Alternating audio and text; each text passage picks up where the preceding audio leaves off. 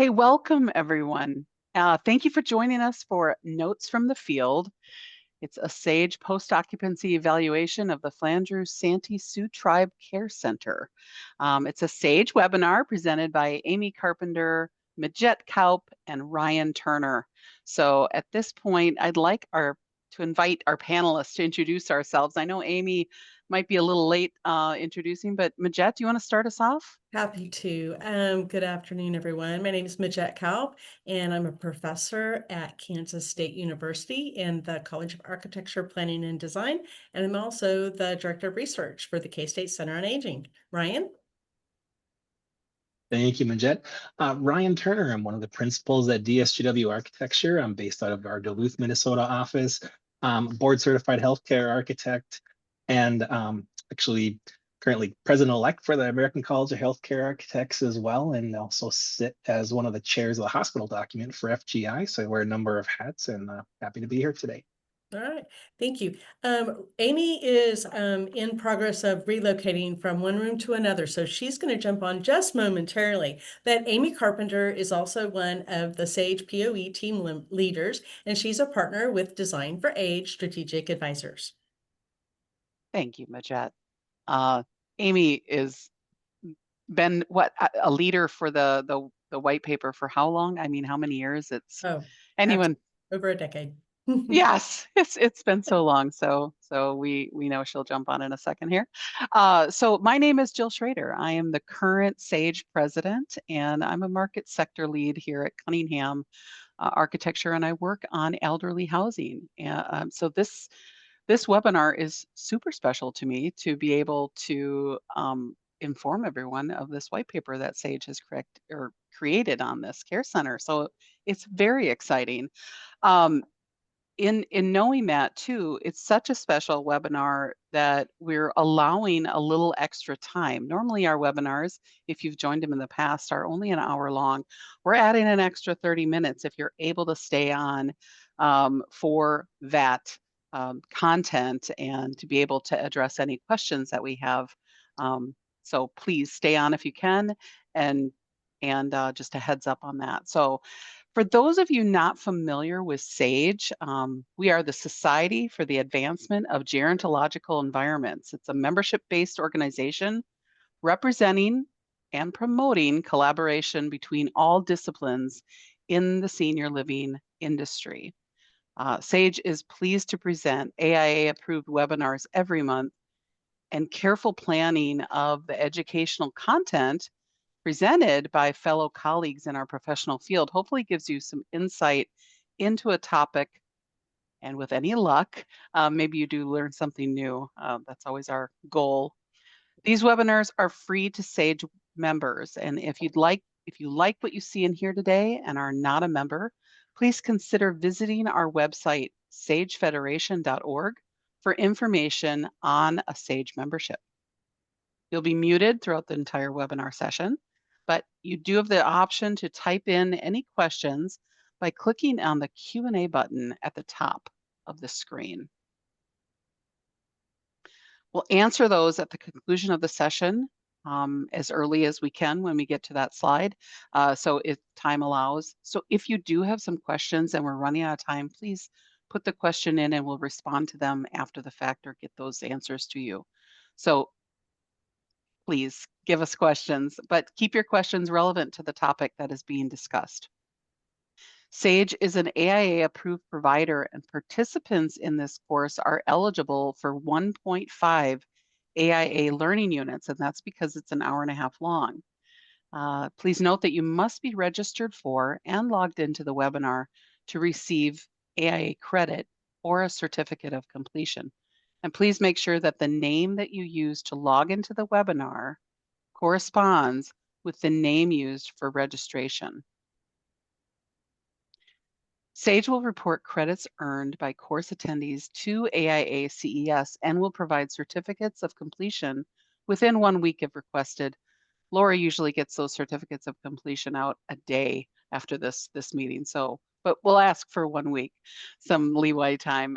If you did not enter your member number or request a certificate of completion when you registered, please just email us at info@sagefederation.org at sagefederation.org. And the information presented in today's presentation is protected under copyright. So at this point, I'll hand things over to our panelists who will get us started. Okay, thank you, Jill, and welcome, Amy. Amy, do you want to say a quick hello? Hi, everybody. Sorry about the confusion. Nothing like a last-minute fire drill to get your blood pumping. So our course description is provided in the information that you received about the webinar, as well as the learning objectives, but we want to jump right in. So we would like to welcome you to the Flandreau Santee Sioux Tribe Care Center, a SAGE POE. As Jill mentioned, this presentation is copyrighted and under the ownership of SAGE and DSGW 2025. Before we really launch into telling you more about the project itself, we want to absolutely thank our sponsor. This POE was made possible through the generous support of Target. And Sandy Searcy, the Director of Healthcare and Senior Living Segment Strategy at Target, has been involved in our POE team, as well as Margaret Bartholomew. And Margaret is actually here today. She is the Segment Strategy Manager for Senior Living and Healthcare, and she would like to say a few words on behalf of Target. So Margaret, please, welcome. Thanks, Migette. I don't know about you, but when I walk into a senior living community, I look at the beauty. I don't look at those individual elements, but really the overall, the colors, the materials, the way the light moves in the space. But for those of you or us that work in the field, we know that design is not just about what looks good on the day that the community opens. It's about what lives well over time, under real use, and through change. So during these post-occupancy evaluations, it really helps Target to continue to drive the importance of material consistency across those levels of care. When residents transition levels of care, the finishes should not change. It should not signify a lower quality or changing their identity. It should quietly affirm you're still home. That continuity in the flooring, the lighting, the furnishings, that protects the dignity and nurtures emotional comfort across all those levels of care. This kind of deep reflection doesn't happen in isolation. It happens because our partners, SAGE, believe in it. At Target, we're proud to help work to make this possible, to sponsor, support, and stand alongside the SAGE community and learning from real environments that we create together. Thank you. Thank you so much, Margaret. And thank you again to Target. So let's talk a little bit about the context of SAGE and what the POE is designed to do. So first, Jill introduced that we are the Society for Advancement of Gerontological Environments. We're a nonprofit organization that is focused on changing the culture of senior housing and care to really focus on the role the built environment plays in empowered lives. SAGE is all about education. That's why we do the POE. That's why we bring these webinars and presentations at conference to a diverse audience. And we try to make sure that our outreach really does touch both the local and national level. The mission at SAGE is to really support a multidisciplinary focus. We know that we are stronger by getting input from a wide variety of stakeholders in the industry. And so we really work to leverage our collaborative opportunities to engage in research, education, advocacy, and innovation. We have a long history of the SAGE POE. It is a process of evaluating buildings in use. We look at the building from what we call an indicative level of POE effort, meaning that we spend a really great day and a half learning all we can through an on-site visit and review of materials provided by the design team and the provider.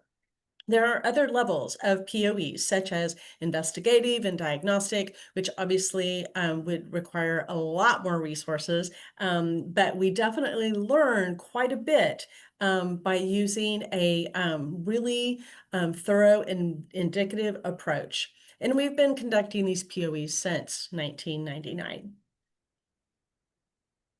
So here is our 2025 SAGE POE team. So here again, you see Amy and myself. We lead the POE teams. We organize logistics and coordinate the white paper and the webinar content in conjunction with Lori. We also were joined by Lisa Warnock, interior designer from Glow Interior Design. Jeffrey Beagle, Senior Director of Project at 3 Pillars Senior Living, and Grant Warner, who is the Senior Housing Practice Leader at BKV Group. We absolutely look at an interdisciplinary, multidisciplinary mix of individuals, and we try to bring people on who can provide unique perspectives based on the type of project that we are looking at. We also are really deliberate in our site selection. And the first step is to identify what the POE target should be. So we're looking at projects that have already been recognized for excellence through the Environments for Aging Design Showcase. So in essence, we're looking at work that's already been peer reviewed. We're looking for projects that have clearly stated programmatic design goals and hopefully some unique design features that we can see and then share with others who would like to know how these approaches are working out. And I am sure that you will agree when we share the uniqueness of the Santee Sioux Care Center that we picked a really wonderful, unique project. The other outcome of the POE is a supplemental white paper, as Jill noted, and these are put together to summarize our findings and to make it more retrievable. But this also means that since we're making an effort to publish these materials, we're committed to adhering to the protocols that demonstrate we are protecting the rights and interests of the individuals who contribute to our findings. We're hoping to release the white paper on the Santee Sioux project, hopefully before the end of the year, so stay tuned. But what's important to know is that all of our team members who participate in a POE complete the federally mandated training through CITI for projects that use human subjects in research.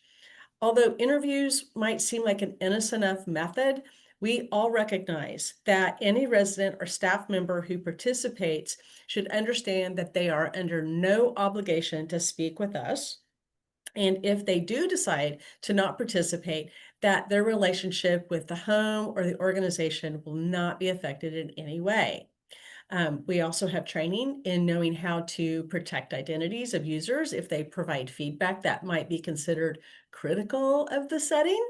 And we make sure that we cloak any feedback. It's all combined in a summative way, so nobody's statement of criticism is associated with a particular person.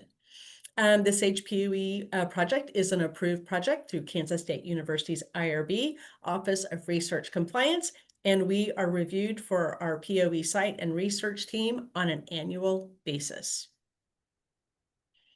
So throughout the day-long process of the POE, I've mentioned interviews. We meet with a variety of stakeholders and users. Everyone is provided with a description of the POE visit prior to our arrival, and we provide informed consent information to all individuals who participate in interviews. Photo releases are also obtained on any consent forms for photographs that we collect that involve people. So anyone that you see in our presentation has given permission for their photograph to be taken and to be used in presented materials. Another step in our protocol is to have specific target. Because we want to be really deliberate in how we evaluate aspects of the built environment. So we use the SAGE principles as our guide, because these principles represent attributes and outcomes that have been previously documented through research to be of value to users of an environment, specifically environments focused on housing and services for adult populations. We also want to, at this time, really congratulate Ryan and his staff at DSGW for really taking the time to understand the nuances of this project's needs and the tribal culture. I think as we begin to walk you through the space and tell you a little bit about this project, you will really see how Ryan's team did so much to honor the essence of the Santee Sioux tribe. We will also point out some of these special features as we go through. And we do want to say upfront that DSW Interior Design Group was not engaged in the FFE of the building. And this often happens that different parts of the project are broken out to different groups. And as you note here, the FFE was done by the developer tribe. So Ryan's group was focused on the architecture and the interior finish palette. So let's jump in a little bit here and give some context to the Flandreau Santee Sioux tribe. They are a part of the Dakota Nation. It was formally organized and recognized by the Indian Reorganization Act of 1934.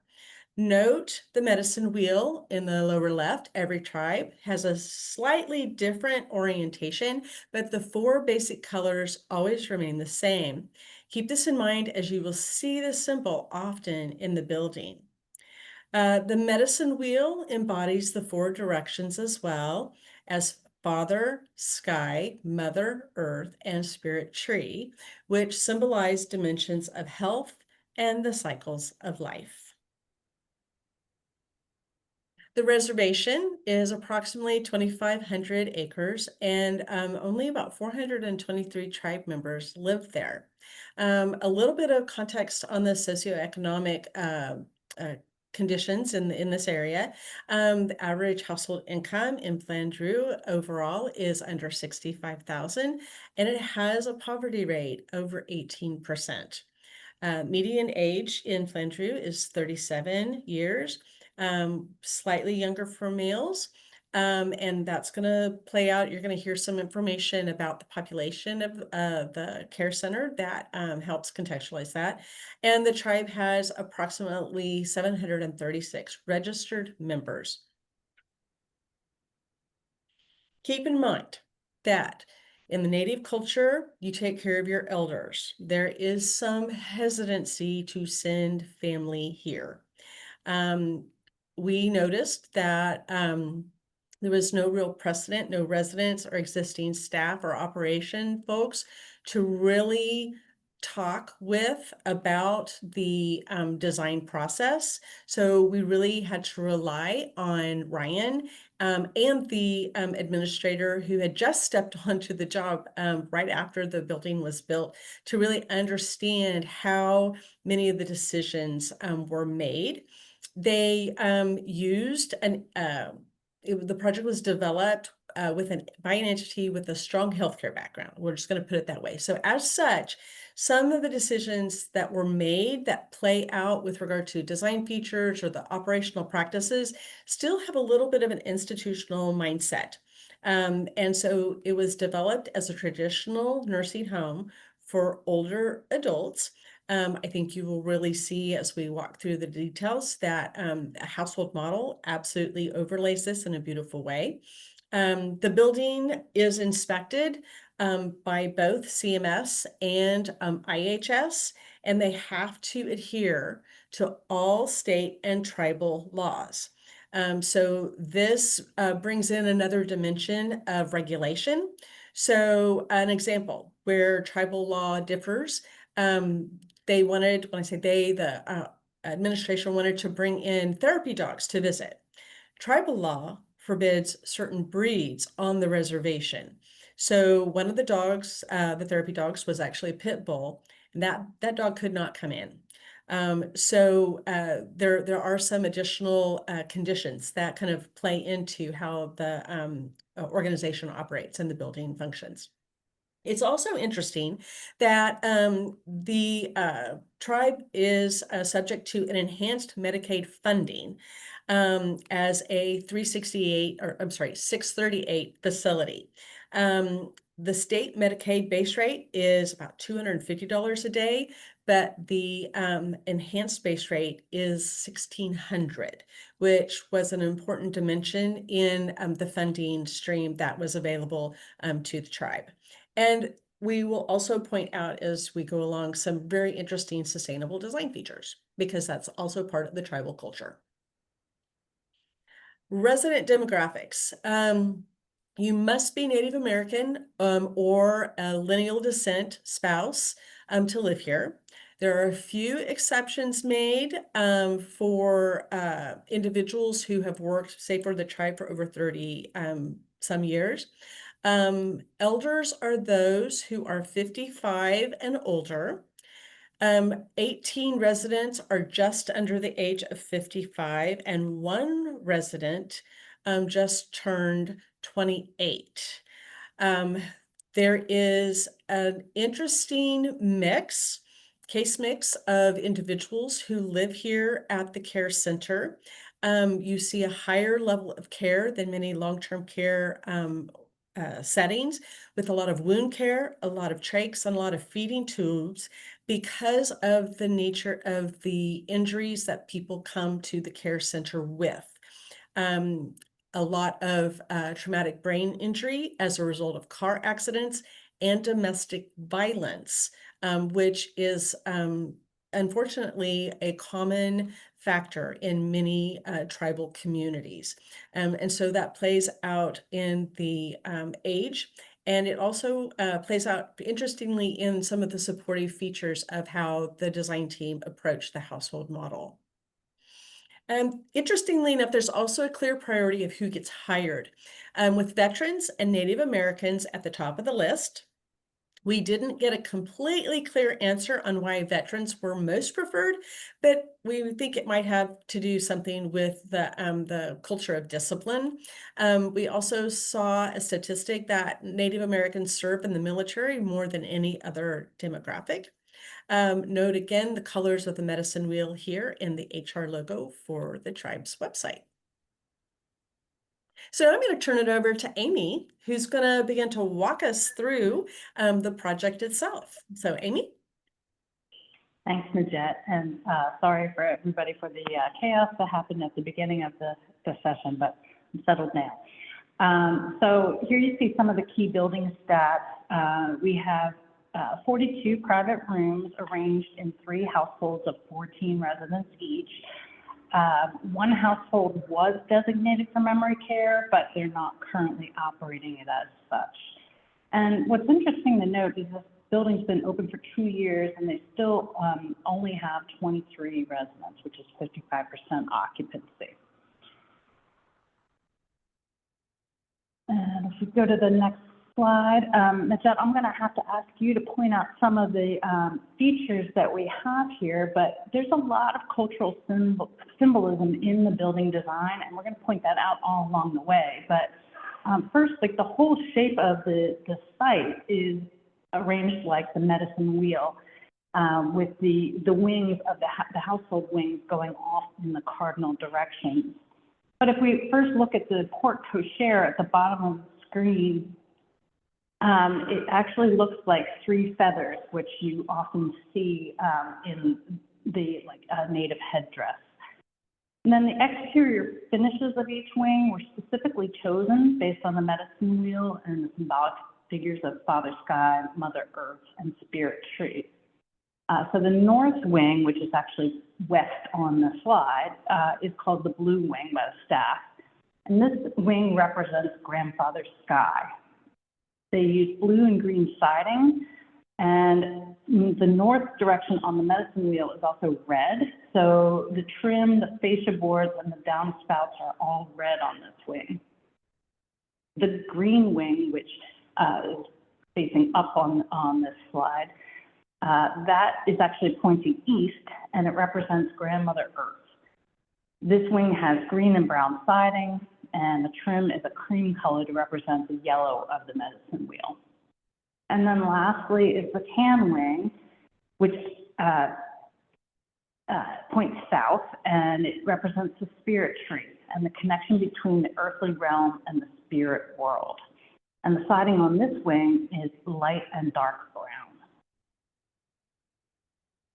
In the next slide, you can see, this is the blue wing on the right-hand side, and you can see that blue color of the grandfather sky wing with the gray siding and then the red fascia downspouts and trim.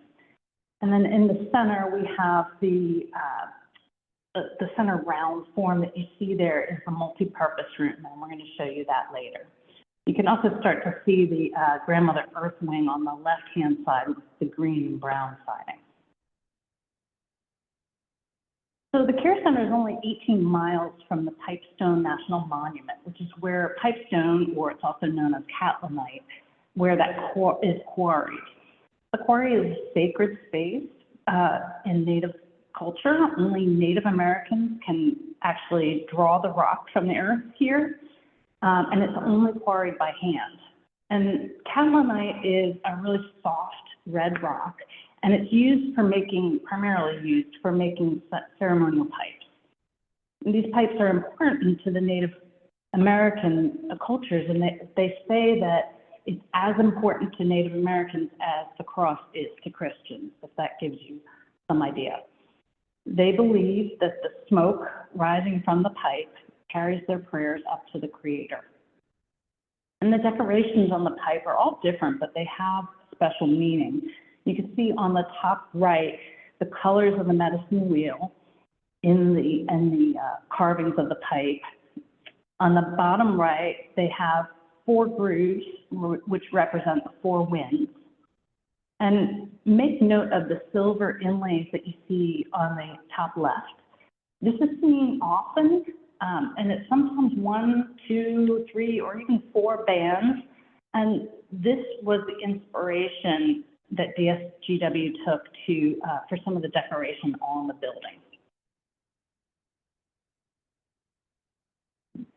And the stone on the building is meant to look like this pipe stone with different levels of polish, which give it the different looks above and below the banding.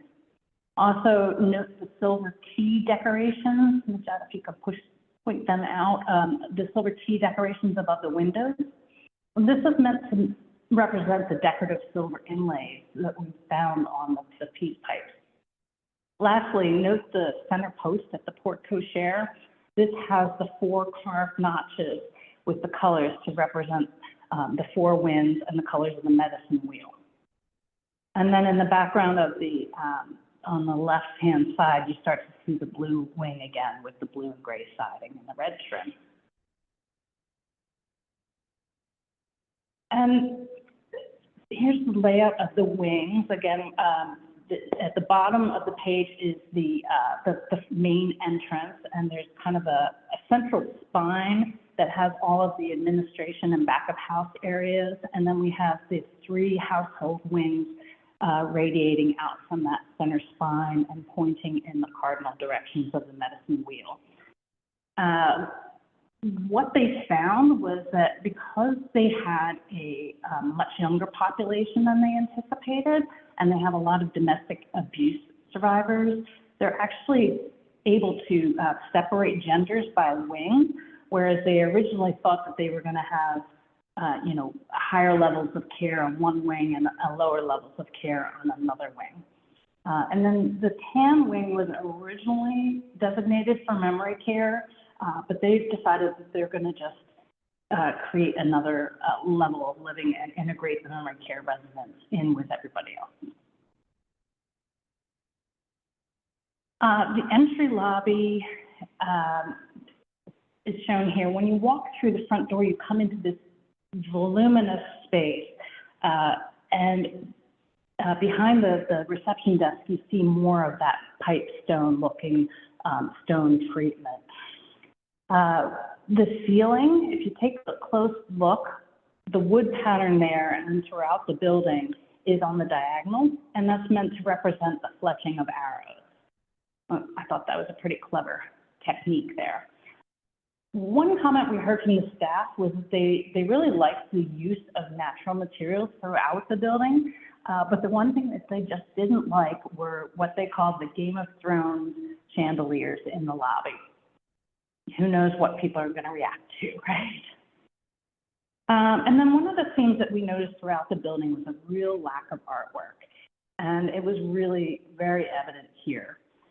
One resident we spoke with suggested adding some murals, especially in the main lobby here. And we think that that curved area above the reception desk would be a perfect area for some artwork for a mural and would really add some life to the lobby. Off to the side in the lobby, over a little seating waiting area, there's a literal representation of the medicine wheel. And again, this wall behind the seating area just begs for some artwork. And remember, DSGW did not do the FF&E for this building. So here's a view down the hallway leading from the entry lobby towards the household. Again, no artwork. We think that if there was some artwork, it would really help distract from like the pamphlet racks on the left-hand side. The one thing that we really want to specifically point out, though, is the mother's room, and you can start to see the door on the right-hand side there. Ryan noted that this was required by federal law, but it was the first time we had ever seen one in long-term care setting. But the staff absolutely loved it. They were so thankful that they had it and just felt that it was such a nice gesture for them that made them want to stay. One of the nice features, the details that made a huge difference is that the door hardware has an occupied sign like you see on the top right. And that just helps them relax when they're in the room and not get disturbed. We asked them if they would have preferred to have the mother's room off of the back of house corridor, but they said it doesn't bother them either way, and this way it's open to everyone. Okay. Next, we have one of the really nice features that we like, especially because this is South Dakota, is that they had a heated garage bay. And this was sized to fit an ambulance, so if they did have to transport residents in the middle of winter, they don't have to take them outside. But it's also now used to house the building's transport van. So we thought that this was pretty clever. A great way to bring in all the materials. Okay, next slide. Please. Okay, there we go. So here at the entrance to this household, there's a nice wide porch space that creates a really nice transition zone between the public circulation spine and then the privacy of the household.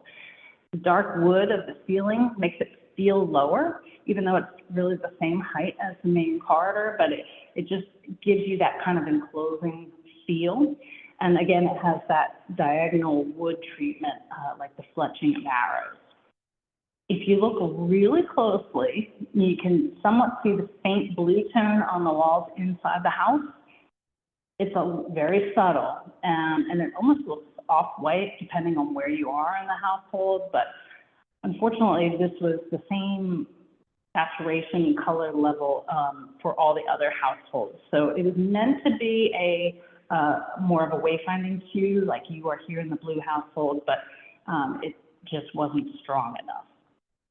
And once again, this would be a great place to hang some artwork, maybe to help differentiate the wing and tie it to the grandfather sky.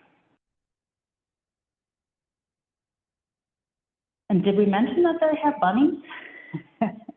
Our team, we would just love the bunnies because it's something that we haven't seen a lot of in long-term care. We see cats and dogs a lot, but not bunnies.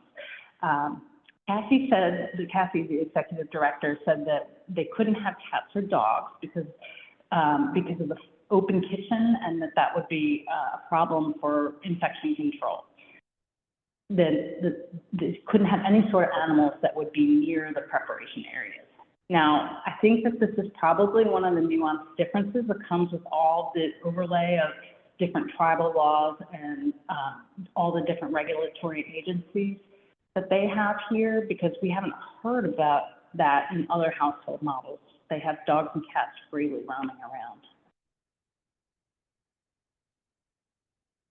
So walking through the households, and Migette, you're going to have to help me point out things, but when you enter through the porch, you have to walk past a few resident rooms before you get to the main living space. Once you get there, there's somewhat limited living space. There's a library, which is meant to be kind of like a living room, and then there's the kitchen and the dining room, but there's not really any other seating areas. There is a parlor that is used for like a private dining room, but you know, that's really the bulk of the space. There is a really large staff support area that you see in the kind of the bottom right. We felt like maybe that was a little bit oversized and maybe representative of the institutional mindset that was coming from the Indian Health Services that developed this project. One of the things that we noticed is that food, when it's coming from the main kitchen, and Jen, if you could click for me, thank you. You have to go out into the public corridor before you get into this staff support space. We kind of wish that that was a little bit more connected, but you know, it's a trade-off, and it's always a tough thing to juggle, like how the food gets transported to households. One of the things that we noted is that once you're in the space itself, in the household, there's really no way to get outside, and that was kind of a drawback that we found. Once you walk in, the first thing that you do come to is the staff desk. And while it's really integrated well into the kitchen, it feels like it's very much part of it.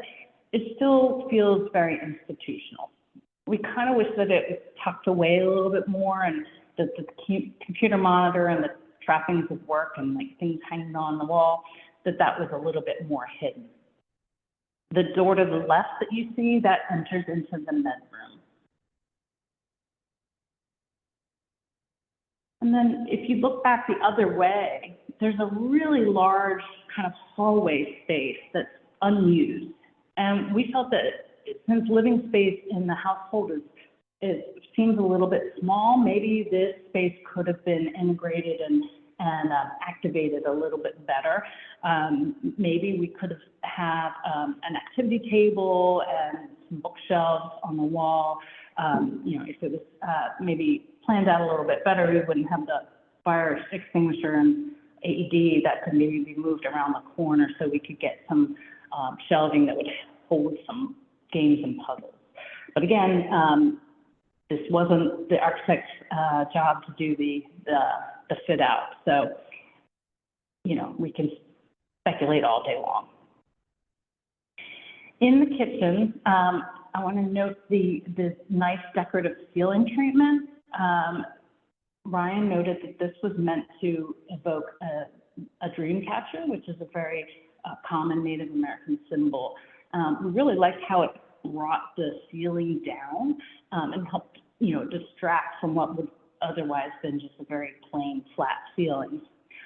Unfortunately, one of the staff members really took, she interpreted the ceiling treatment in a very different way, and she interpreted it as a wagon wheel. And she felt that that was kind of a negative stereotypical image for Native American culture. And it wasn't until Ryan was able to explain to her what the intention was that she felt better about it. But I think that that's part of the handoff process that the staff need to be brought into, what all the thought process was behind some of the symbolization, so that people really understood what the design goals were. We do have a nice seating counter at the front of the kitchen. Unfortunately, staff say that the residents don't ever sit there and eat. But to be fair, they admit that they also don't engage residents in any sort of meal prep or activities or things like that.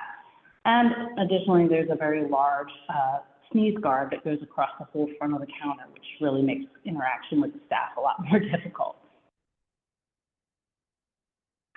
You can see that the food is served from the 2 steam wells in the center, if you would point them out.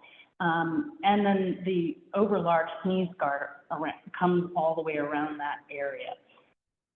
We felt that this was really another very institutional approach, and we wish that it had been done better.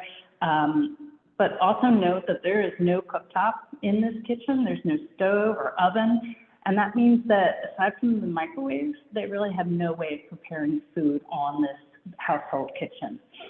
In fact, the staff reports that the food comes from the main kitchen in a hot box, and they park it, Migette, if you would click, they park it right there, which the staff, the nurses say, oh, well, this is now blocking my access. I can't cut through the kitchen when they're serving food, which do a little bit of an eye roll because I wish that they would not, take that approach, but they could just park the food cart around the corner here. There's a plug right there for them, and then that would clear up that traffic zone. But the other issue that we heard about is that the staff come with the hot box. They serve the residents in the blue wing first, then they pack everything up, and then they move it to the green wing and serve all the residents there. And I just wonder about the food quality, the food temperature, and just it seems like there has to be a better way to do that.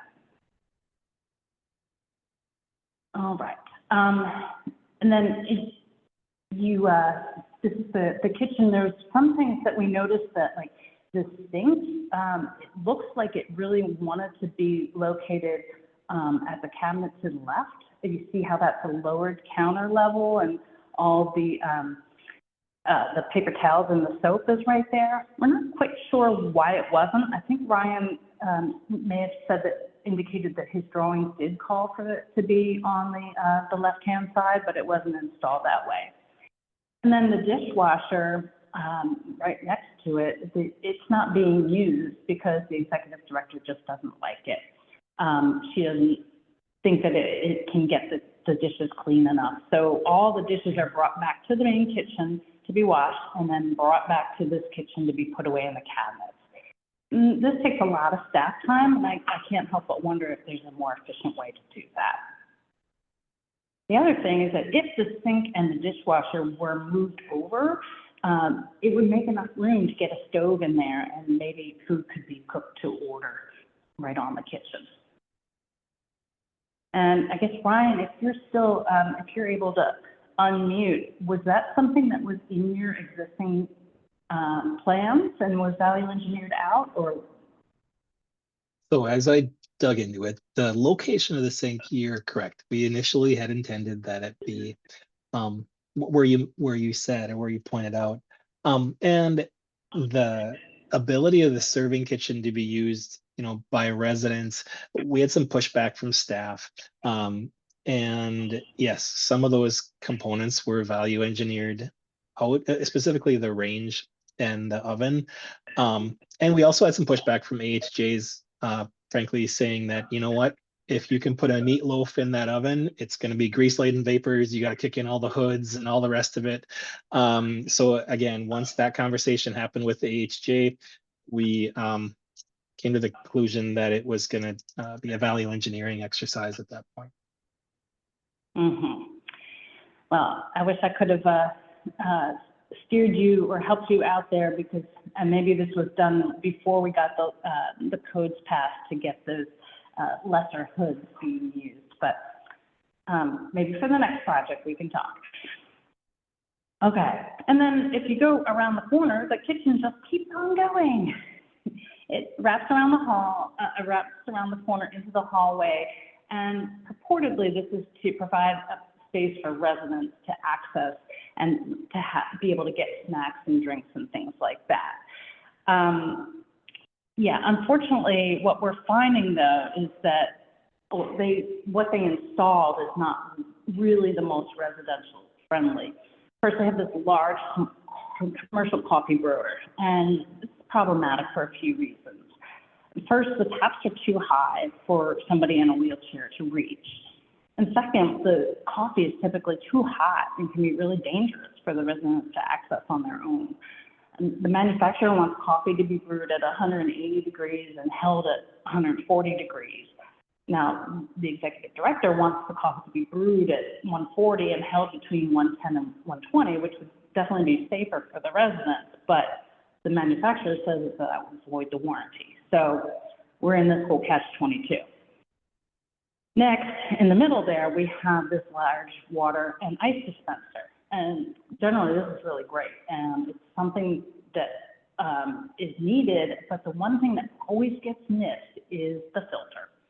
And Jed, if you could point that out with a click, that would be great. But we wish that maybe this could have been tucked away, maybe it was put in a cabinet, or, you know, push it through the wall and have it be mounted on the wall in the staff room behind. That would have been a nicer way to handle that. And then lastly, the design team provided this really nice glass front refrigerator so residents could access snacks and drinks between mealtime. But unfortunately, that's not what it's being used for. We were told that residents could label their food and keep their own food there, and that looks kind of messy. And then staff report that they have problems with some residents going and taking other residents' food and snacks. So we asked the staff, you know, well, why wouldn't you, you know, we said that most communities like provide snacks and drinks that the residents can just freely access. And she just kind of looked at me and said, well, why would we want to do that? I don't know, maybe that would be nice. But again, this is a little bit of an example of how the institutional mindset had overtaken a residential feel. And it's being clearly operated a lot differently than what was originally intended. Here's the dining room, looking back at the kitchen. And because the dining room is really inboard and surrounded on all sides by the resident room, the design team added a round skylight in the center of the room to allow natural light to penetrate into the heart of the household. One thing to note is that because they have a lot of residents who use larger reclining wheelchairs, that they don't fit under the standard dining tables. So you'll see a lot of bedside tables or over-the-bed tables that are being used here. That was something that the staff reported as a miss. They really wish that the tables were height adjustable so that they could deal with the different heights of wheelchairs that they're working with. Again, it was not, DSGW did not do the FF&E, so we can't fault them for that. And then lastly, I just want to note that this is the green wing, but again, the wall color is so subtle that, it's really hard to kind of tell.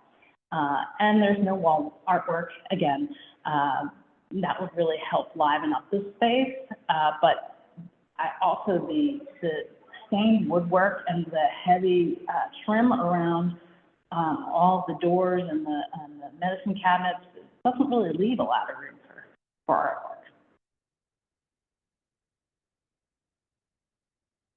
The library is a very cozy living space. It's residentially scaled, which is really good, and it allows a ton of natural light to come into the middle of the household and provides lovely views to the outside, even though it was a snowy day when we visited.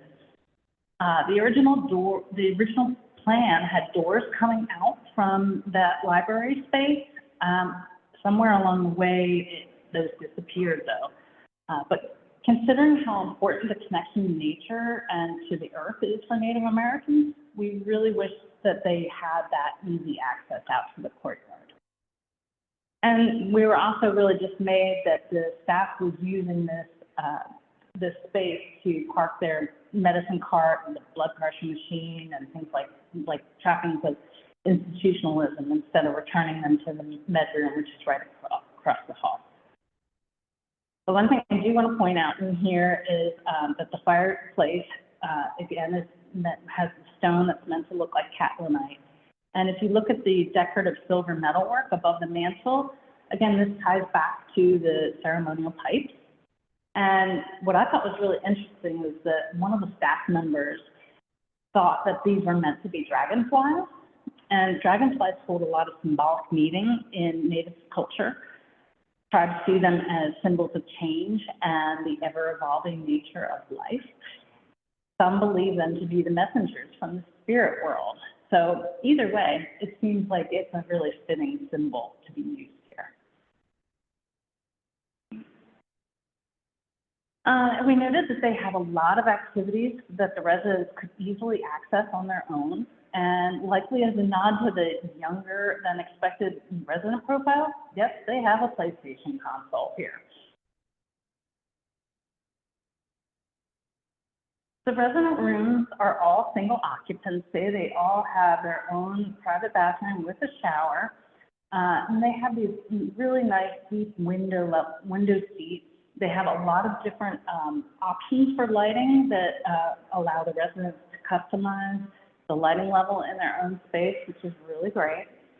And then, Migette, if you could point out, there's a pass-through staff server at the front entrance to every room that has, a door in the hallway and a door inside. Sometimes it's into the, and then they have a bathroom. Sorry, they have bathroom storage as well.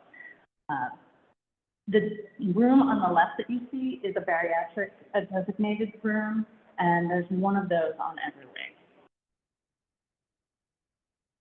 Here's the staff servers. They were designed to have the top part be for paint supplies, and the bottom would hold a laundry hamper. You can view into both sides there.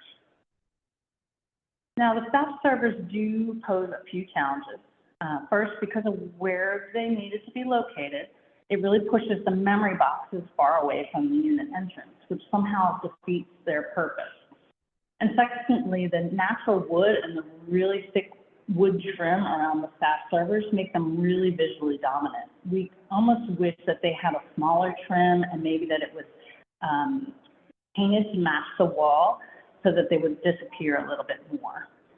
And better yet, if they could find a way that they could integrate the shadow box into the staff server door, that would take up so much less wall space and wouldn't really impede the function of restocking, but it would get the memory box where it should be. So I did a really quick little, very crude diagram to show you what that might look like. But it would free up a lot of space for artwork, that's for sure.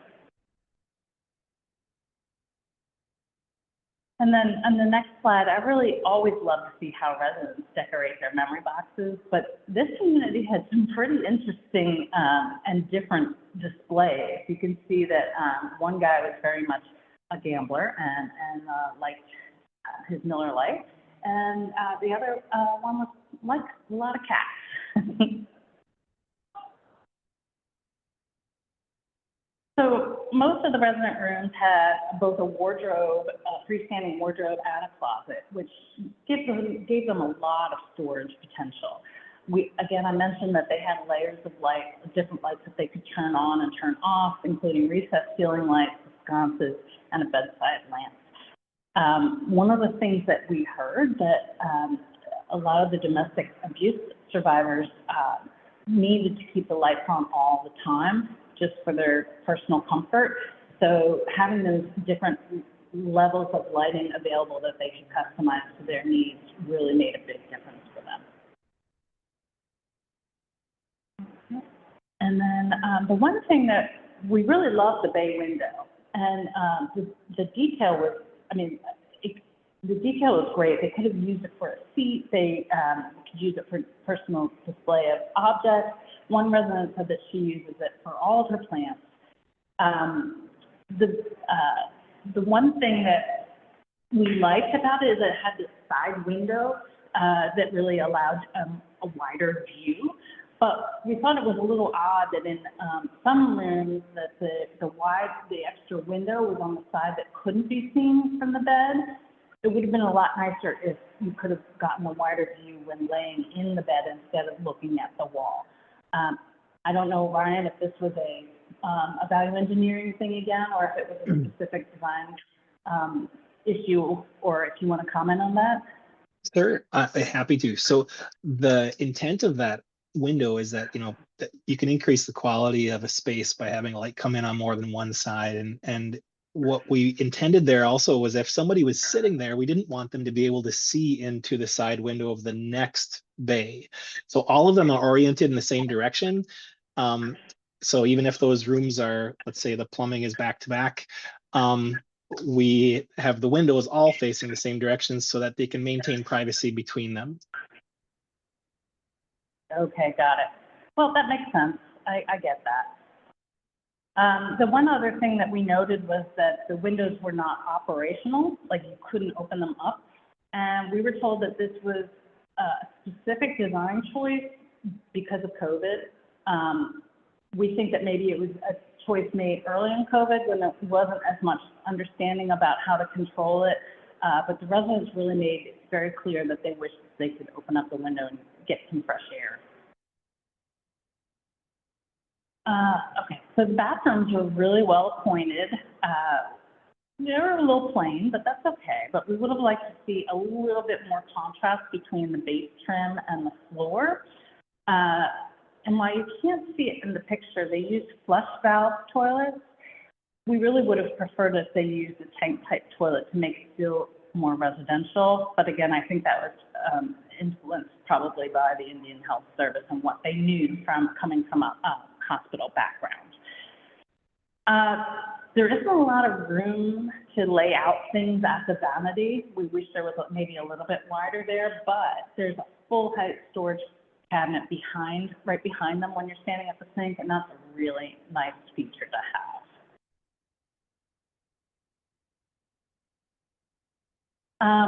One of the things that we heard about the bathroom, and this is really important for something to keep in mind. Unfortunately, this had a value engineering, well, not really value engineering, but during construction, the contractor missed the details that called out for all the floor slabs to be recessed.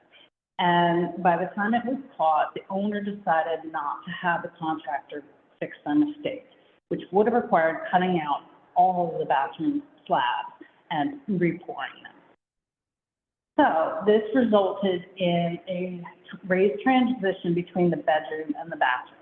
Now, to be clear, it meets code. It's less than a half an inch, but that contractor mistake has a really long-lasting implication on operations. The staff said it's really difficult to get over the threshold with a mobile lift, especially with some of the heavier residents.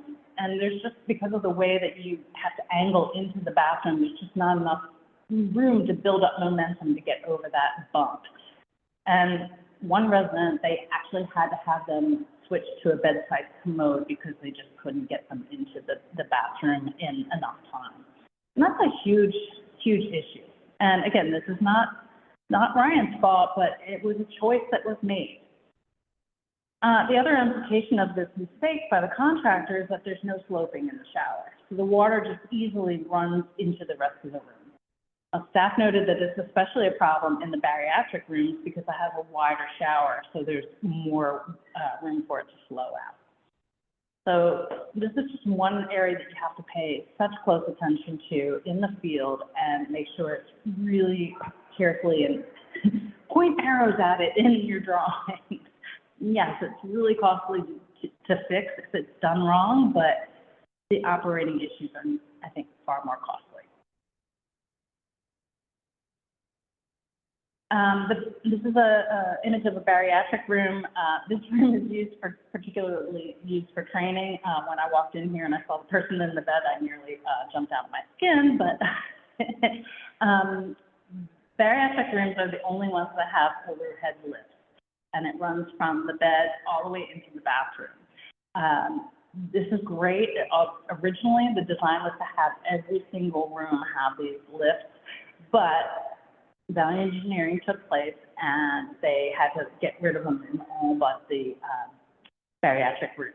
Now, if they had known that there was going to be a higher need for, a younger population that had more mobility challenges, more complete lifts required, they probably would have kept them in.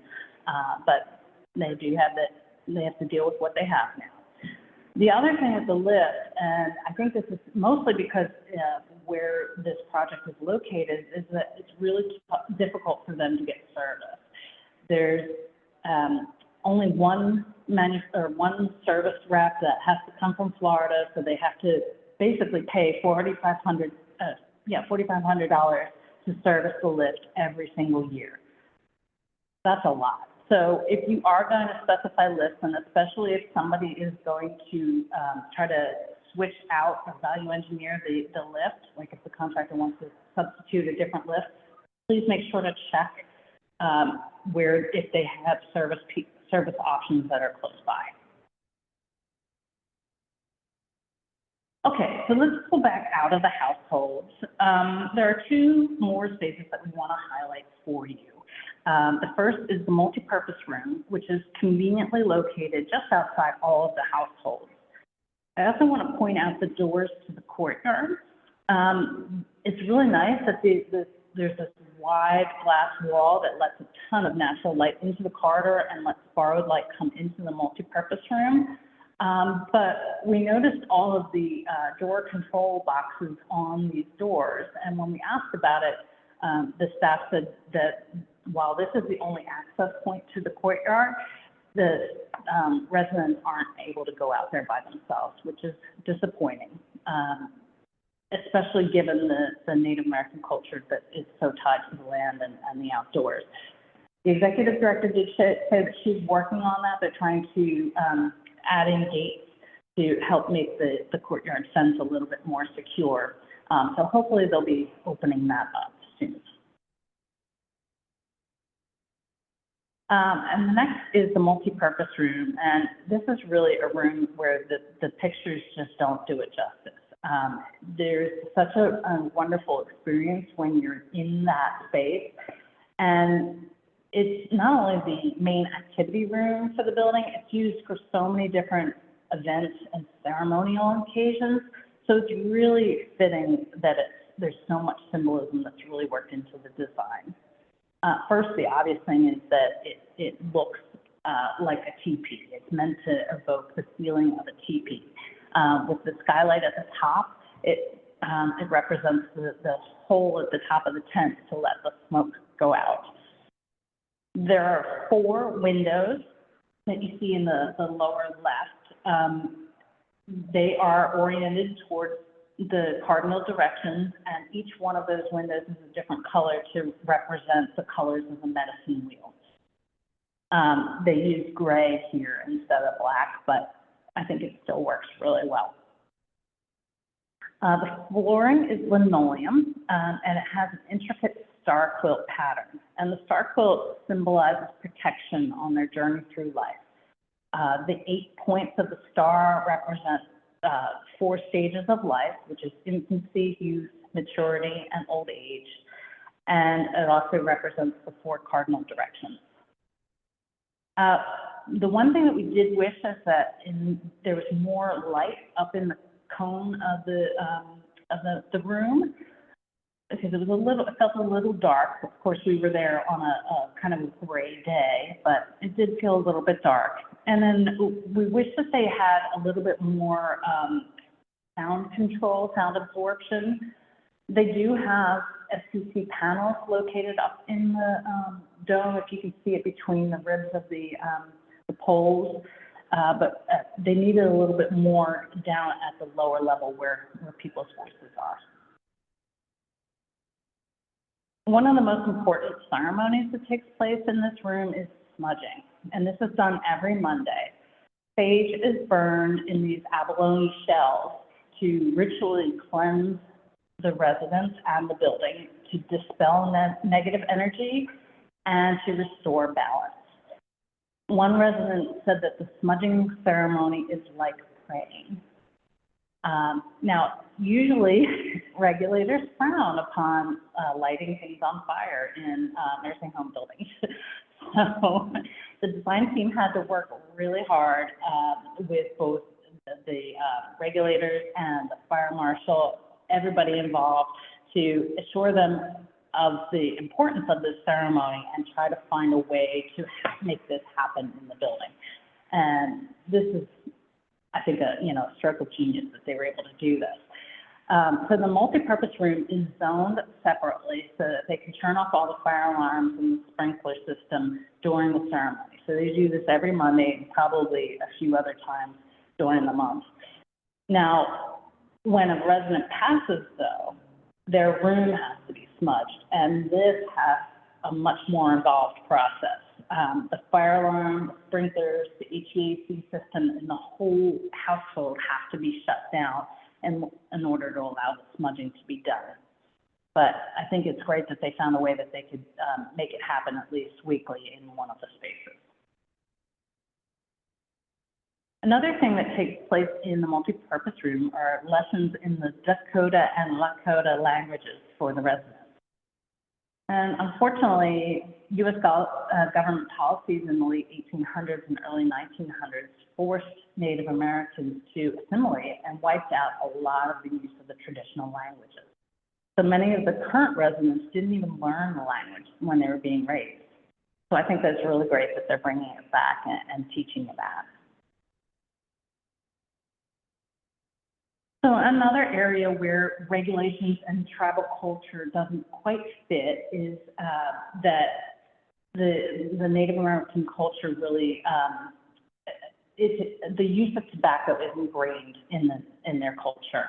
And while the executive director did not want to allow smoking at all in the building or even outside, the tribe overruled her, and so that they had to provide a place where the residents could smoke. So 4 times a day, the residents are escorted outside to a designated smoking area, which is shown here on the right.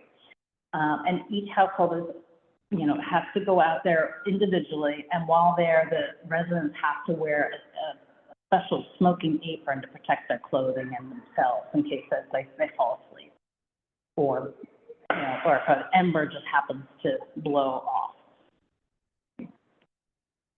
Because it's such an important part of the culture, we really wish that they could have done a little bit more to give the smokers a little bit more of a shelter in this area.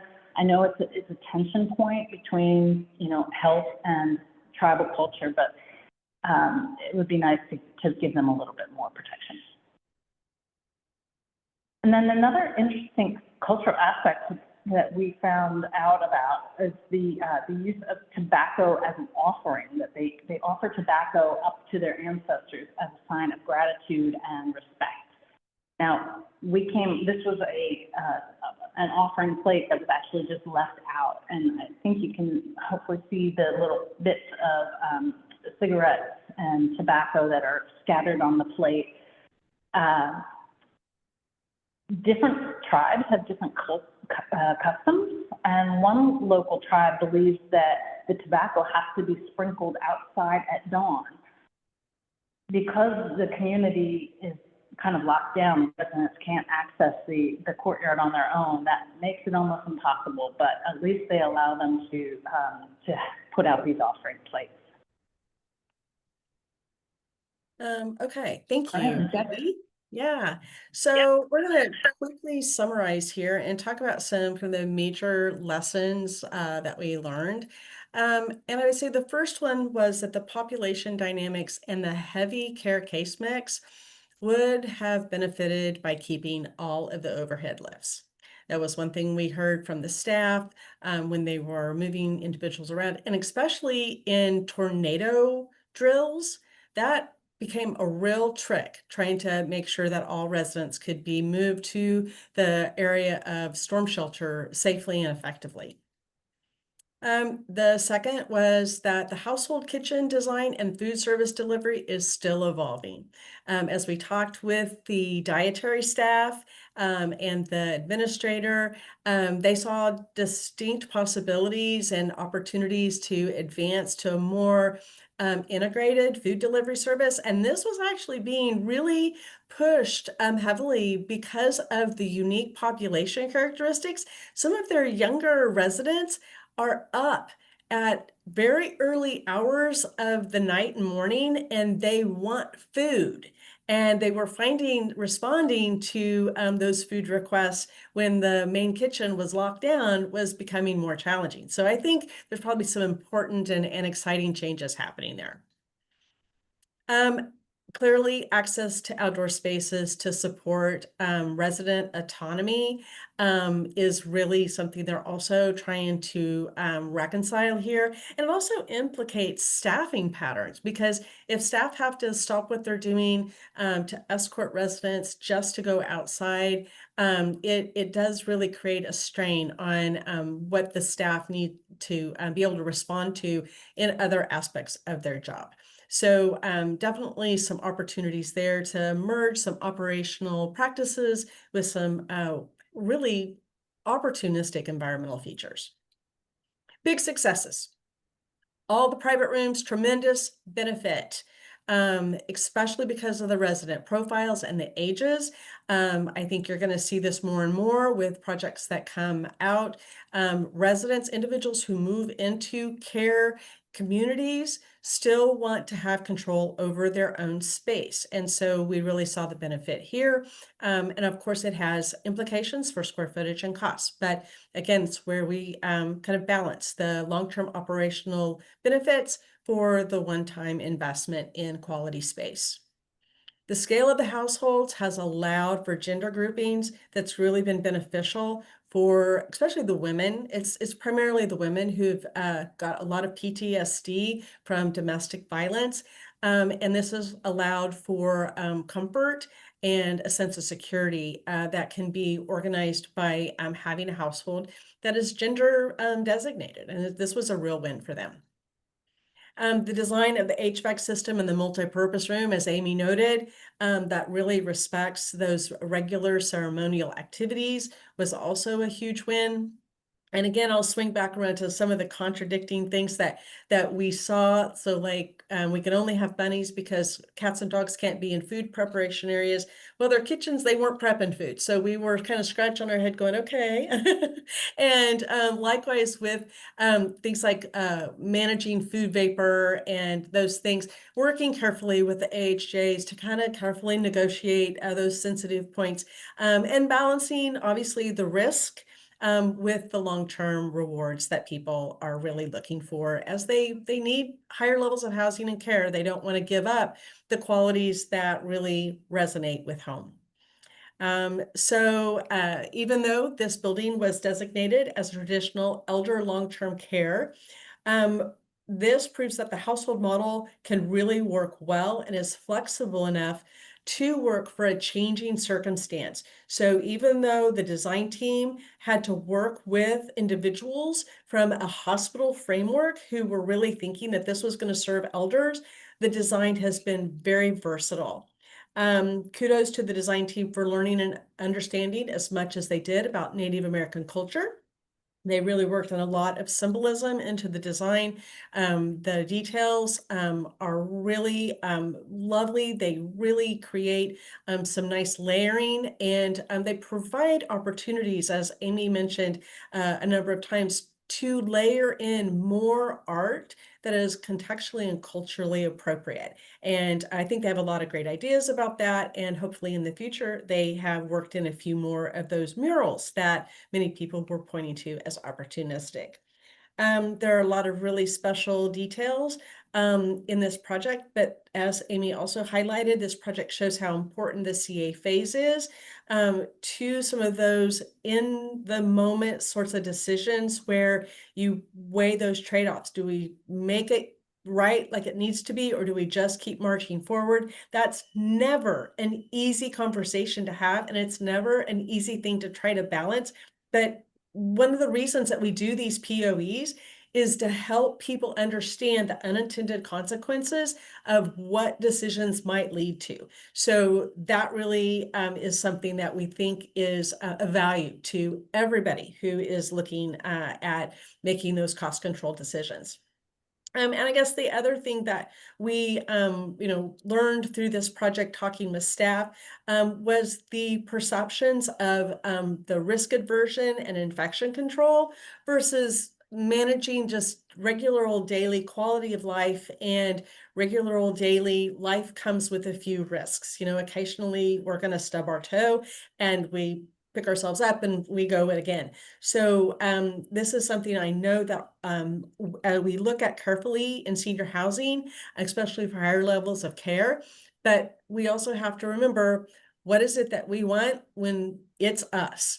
And do we want to live surrounded in a padded bubble, or do we want to, you know, be able to take a few risks and enjoy life, even if it means that occasionally it comes with a few trips and falls. So with that, we will move into our Q&A. But Jill, do you have a few final comments?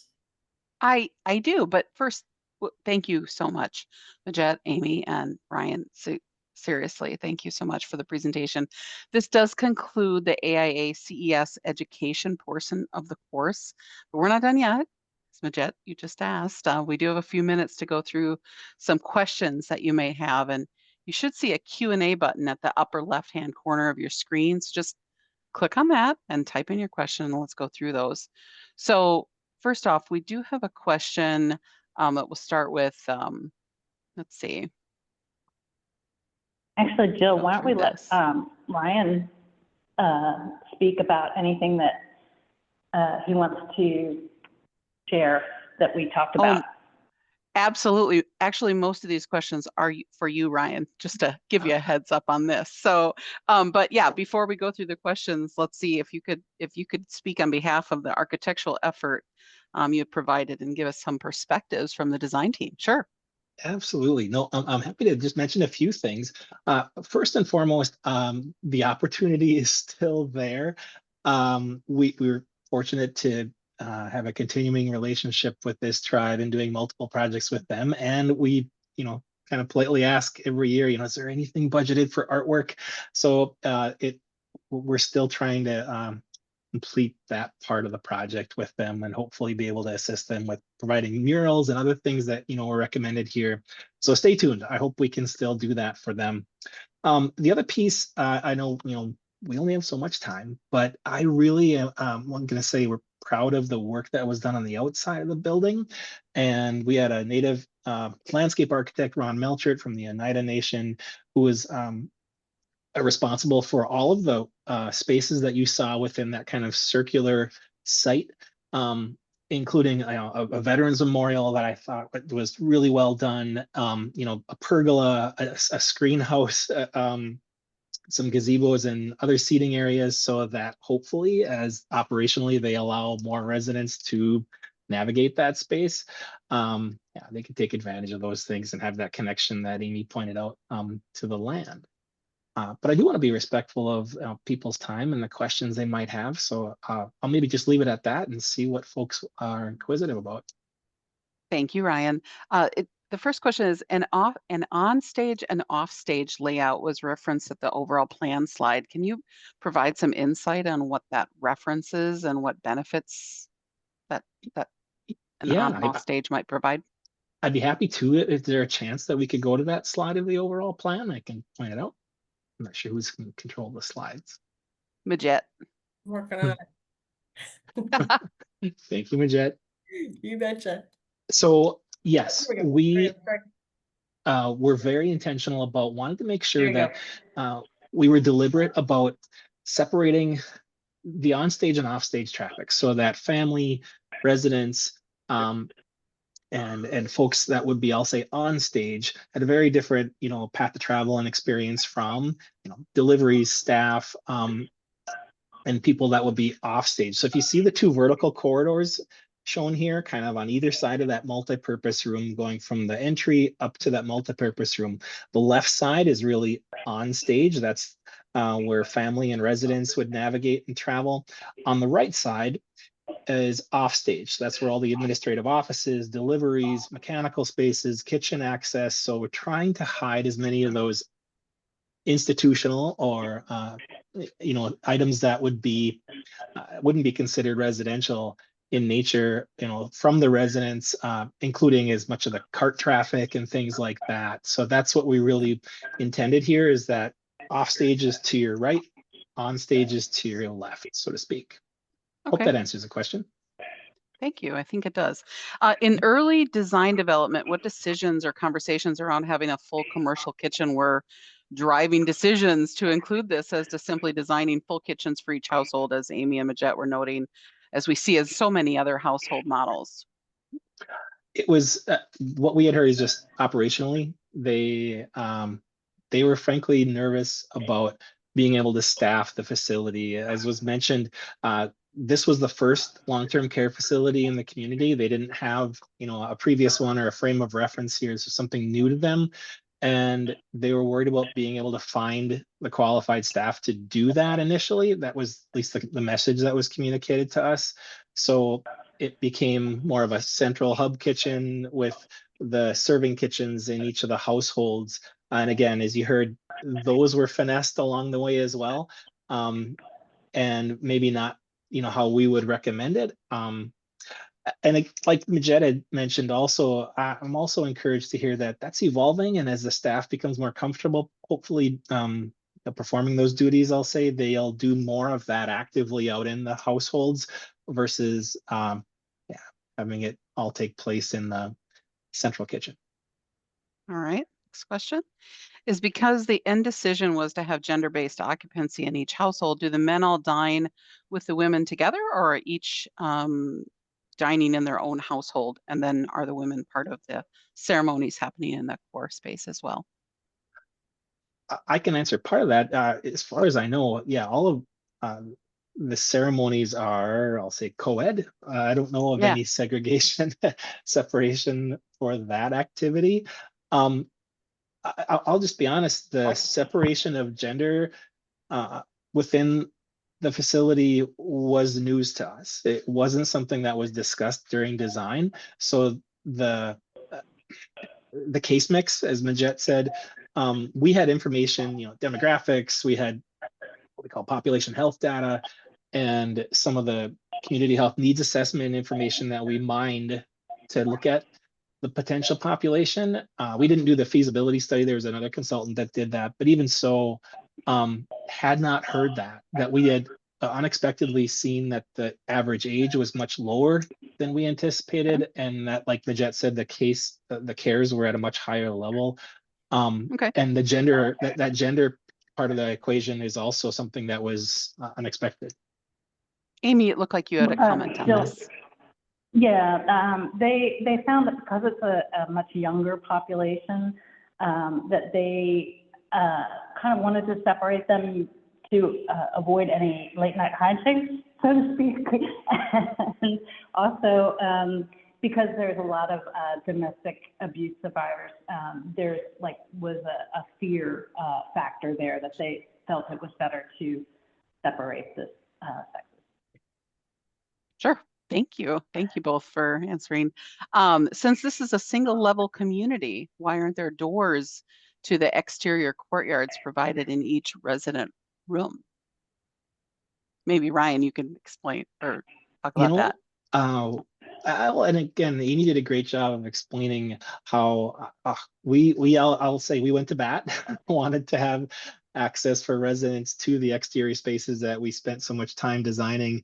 And we were fighting for even that access from those kind of living room spaces, those library spaces, and holding on to that. So at least there'd be access to the exterior from each household. And again, they were nervous about, elopement and security concerns and things like that, there was fear, frankly, I think from the staff, that they wanted to be able to control that access and circulation. So they ended up with just that single door, I'll say. Hindsight, I wish we could have found a way to solve that and provide more access here in the future. Okay. Now the question, other than information received from the client, are there any recommended sources to find accurate tribe-specific research and symbols to integrate into the space? I'm not sure who could answer that, but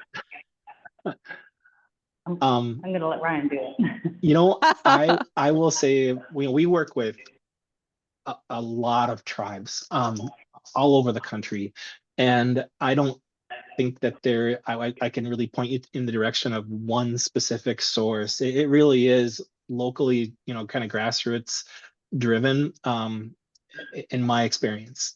So I don't know if there's any other way to go about doing it other than to really put the time in and get to know the community and the culture at that specific site. Yeah, I don't know that I have another answer for that. It really is so local and community driven. Mhm. Now, Jill, Thank you. I do want to kind of ask you, I know that haven't you also worked on some projects that have focused on Native American cultures? Yes. Yes.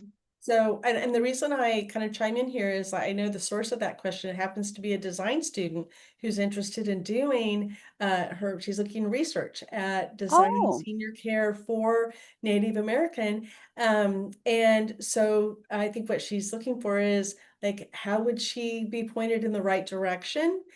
So that she could use an evidence-based design approach. So if you have any suggestions, I'm sure she would love to hear from you. fantastic. Thank you, Migette. Thank you. Thank you. In the lieu of time here, we only have a few more minutes left though. And I know Amy, you might have to drop off, which is totally fine. We're just going to continue on a few other questions for you all before we end at the bottom of the hour here, if I could. With such small showers in the typical unit or the smaller, what were they, 36 or 36 by 36, Ryan, in the standard unit.